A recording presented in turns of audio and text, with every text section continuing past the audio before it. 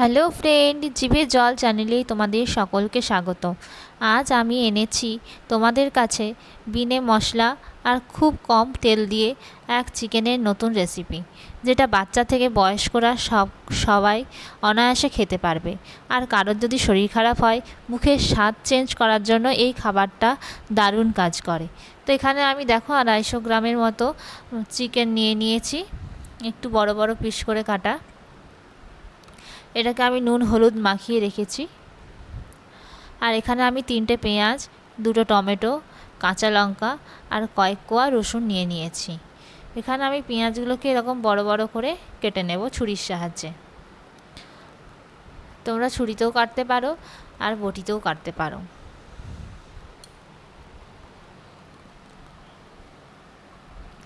এই রান্নাটা করতে তেমন একটা মশলার প্রয়োজন হবে না।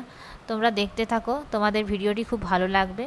আর তোমরা বাড়িতে বানিয়ে এইভাবে বাচ্চাদেরকেও খাওয়াতে পারো, তাদেরও ভালো লাগবে। তো এখানে আবার পেঁয়াজ কাটা হয়ে গেছে, এবার টমেটোগুলোকে এইভাবে বড় বড় করে কেটে নেব।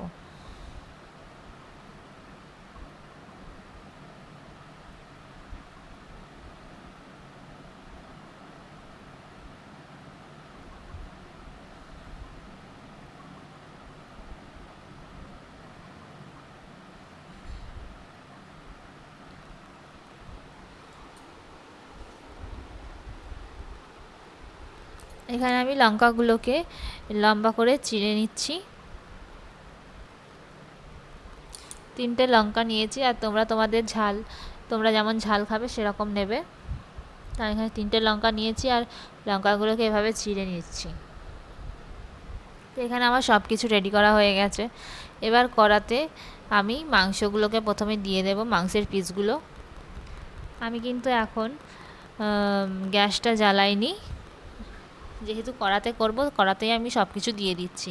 কেটে রাখা পেঁয়াজ, লঙ্কা, টমেটো আর কয়েকটা কোয়া রসুন দিয়ে দিলাম। দিয়ে তাতে একটু আদা বাটা দিয়ে দিলাম।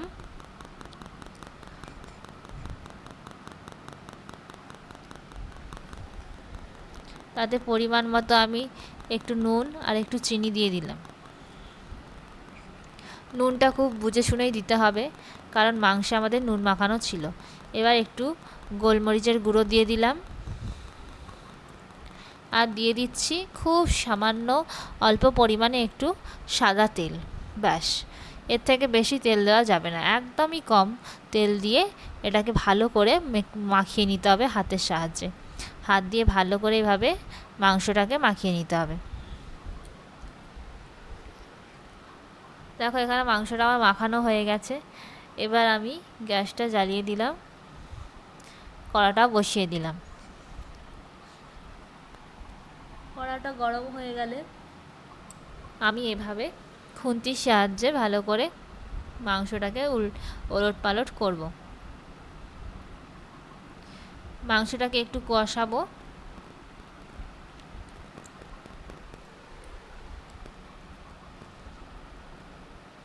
কষানোর পরে একটুখানি জল দিয়ে আবারও ভালো করে কষাবো। এই রান্নাটা তোমাদের বারে বারে কষিয়ে কষিয়ে করতে হবে, তাহলে মাংসের টেস্টটা খুব ভালো আসে। দিয়ে আবার একটু ঢাকা দিয়ে দিয়ে দিচ্ছি মাংসটা সেদ্ধ করতে। তো দেখো এখানে টমেটোগুলো অনেকটা নরম হয়ে এসেছে। আবার আমি ভালো করে মাংসটাকে খুন্তির সাহায্যে ভালো করে নাড়িয়ে চাড়িয়ে দিচ্ছি।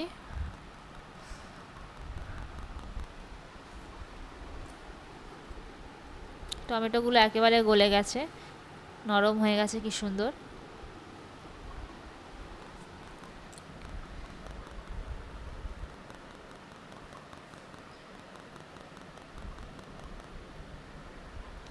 এরপর আবারও একটু জল দিয়ে দিলাম, দিয়ে ভালো করে আবার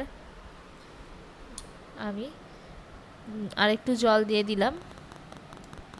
এইভাবে জল একটু বেশি করে দিয়ে দিলাম। এবার চাপা দিয়ে সেদ্ধ হতে দেব। তো আমি কিছুক্ষণের জন্য চাপা দিয়েছিলাম, 10 মিনিটের মতো চাপা দিয়ে মাংসটাকে হতে দিয়েছি। দেখো মাংসটা দেখে কি সুন্দর তেল ছেড়ে আসছে। তেল কিন্তু একদমই কম দিয়েছি, তোমরা দেখেছো। আবারও ভালো করে আমি খুন্তির সাহায্যে দেখে নিচ্ছি মাংসটা সিদ্ধ হয়েছে কিনা। তো দেখো মাংসটা আমাদের অনেকটাই সিদ্ধ হয়ে এসেছে। বারে বারে এরকম জল দিয়ে মাংসটা একটু ভালো করে সিদ্ধ করে নিতে হবে। দেখো আমাদের এটা হয়ে এসেছে প্রায়। এবার আমি একটা কাঁচের বাটিতে ঢেলে নিচ্ছি। তো ভিডিওটি ভালো লাগলে লাইক কমেন্ট শেয়ার করো আর সাবস্ক্রাইব করে রাখো আমার এরকম নিত্য নতুন ভিডিও পাওয়ার জন্য। তোমরা বাড়িতে আবার ট্রাই করবে, তোমাদেরও ভালো লাগবে। Thanks for watching my video. Tata.